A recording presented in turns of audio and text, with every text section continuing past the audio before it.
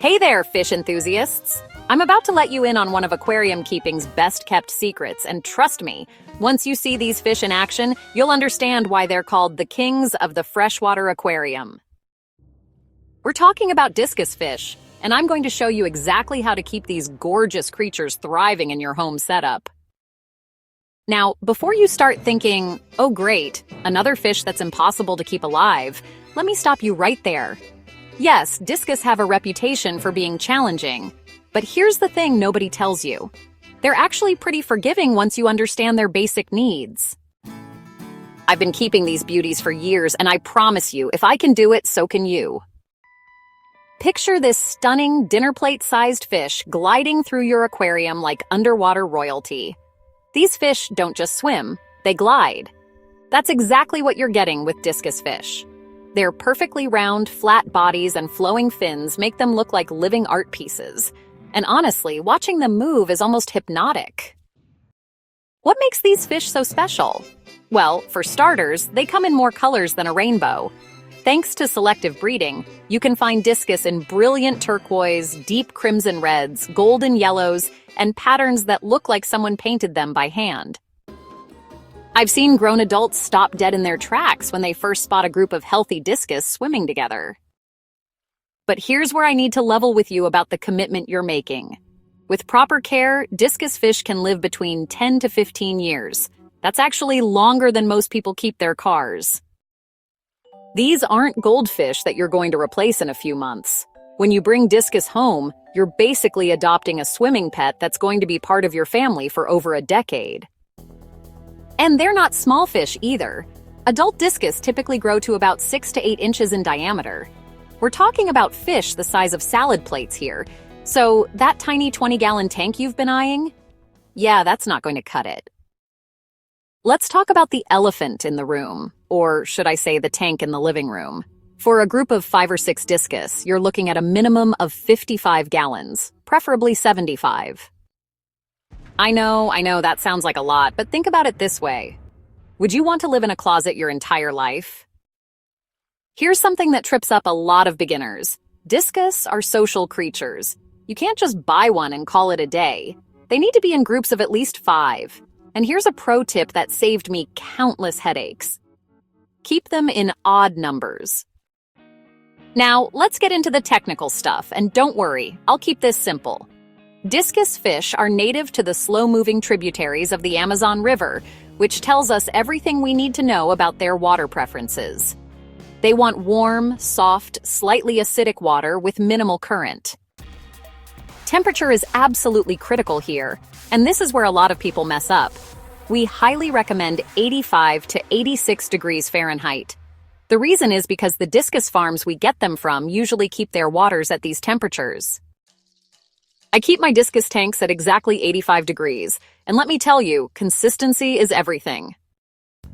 For pH levels, you want to aim between 6.0 and 7.0. Now, I've seen people obsess over getting the perfect 6.5 pH, but here's what I've learned after years of keeping these fish. pH up to 7.8 is fine as long as it does not fluctuate. Stability beats perfection every single time. Water quality is where discus separate themselves from your average community fish. These guys are like the drama queens of the aquarium world when it comes to water conditions. Chlorine, ammonia, nitrite, and nitrate should be 0 parts per million before you introduce discus. That means you need a rock-solid filtration system, and I'm talking about a good canister filter, not some cheap hang-on-back unit. I am making a quick pause here to invite you to join over 1,000 subscribers to our weekly quick and cool fish facts. Just go to aquariumsource.com/subscribe. I promise it won't smell fishy. Let's talk about setting up their environment, because this is where you can really have some fun. Think Amazon rainforest floor. I like to use a fine sand substrate, some beautiful pieces of driftwood, and plenty of live plants. The plants aren't just for looks either. They help maintain water quality and provide those shy moments every discus needs. Speaking of shy, these fish need hiding spots. They're peaceful, but they can be timid, especially when they're first settling in. I like to add some clay pots, tall plants, and rock caves, but don't go overboard. You want to give them security without cluttering up their swimming space. Now, feeding Discus is where art meets science, and I'm about to share something that honestly changed my entire approach to fish keeping. I feed mine 2 to 3 times a day in small amounts. The key word here is small. These fish would rather have frequent small meals than one big feast, just like their wild cousins who pick at small organisms throughout the day. Here's a golden rule I learned the hard way. Always remove uneaten food after 5 minutes. Leftover food equals ammonia spikes, and ammonia spikes equals stressed, sick, or dead discus. So, what should you feed them? High-quality pellets and flakes designed for cichlids are your foundation, but honestly, the magic happens when you add variety. Frozen bloodworms, brine shrimp, and here's something that might surprise you. Beef heart. Yes, you heard that right. Many serious discus keepers swear by beef heart, and I've seen the results firsthand. The coloration and growth you get from a varied protein-rich diet is absolutely incredible. Let me address the biggest myth about discus fish. That they're impossible to keep with other fish. That's complete nonsense. You just need to choose the right tank mates. Cardinal tetras, corridoras, and clownloaches make excellent companions. What you want to avoid are the usual suspects, tiger barbs, aggressive cichlids, and anything that thinks it's tough enough to pick on your discus. Health issues with discus usually come down to one thing: water quality. The main culprits? Poor water quality and stress. Keep your water parameters stable. Perform regular water changes, and you'll avoid 90% of the problems that plague discus keepers. Even a lightly stocked planted tank should get the bare minimum of 25% weekly. But for discus, I recommend changing 30 to 40% of the water every week. Here's something that'll blow your mind. Discus breeding behavior. When a pair decides to breed, they'll find a nice flat surface, usually a piece of slate or even the glass, and start cleaning it obsessively. The female lays her eggs, the male fertilizes them, and then both parents take turns fanning the eggs with their fins. But here's the really wild part. Once the babies hatch, they actually feed off a special mucus that the parents secrete from their skin. Nature is absolutely incredible, isn't it? Now, I want to address the cost factor because I know it's on everyone's mind. Yes, discus are more expensive than your average fish, and yes, setting up their tank properly requires an investment. But think about it this way. You're not just buying fish, you're investing in a living work of art that's going to bring you joy for the next decade or more. The equipment might seem overwhelming at first. You know, the larger tank, the quality filtration, the heaters, the testing kits. But once you have everything set up and running smoothly, the maintenance becomes second nature.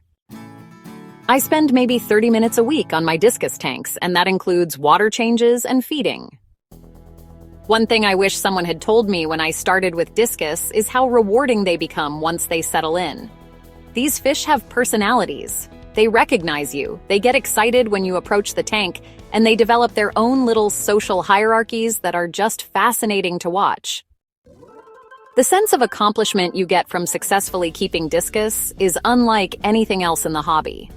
When people see a thriving discus tank, they know immediately that they're looking at the work of someone who really knows what they're doing. It's like the difference between growing tomatoes in your backyard and cultivating prize-winning orchids. So here's my challenge to you. If you've been thinking about taking your aquarium game to the next level, if you want fish that will actually make your guests stop and stare, if you're ready to experience what it's like to keep true aquatic royalty, then discus fish are calling your name. Yes, they require more attention than a basic community tank. Yes, you'll need to invest in proper equipment. And yes, you'll need to be consistent with maintenance. But I promise you this. The first time you see a group of healthy, vibrant discus gliding through your perfectly maintained aquarium, you'll understand why so many of us become completely obsessed with these incredible fish. The journey from discus beginner to discus keeper isn't just about learning water chemistry and feeding schedules. It's about becoming the kind of aquarist who pays attention to details, who takes pride in providing the best possible environment for their fish, and who gets to enjoy some of the most beautiful freshwater fish on the planet. So, what do you say? Are you ready to join the ranks of discus keepers? Tell me in the comments below. Trust me, once you go discus, you'll never want to go back to ordinary fish again. Your aquarium and everyone who sees it will thank you for making the leap. Like and subscribe for more fish content like this.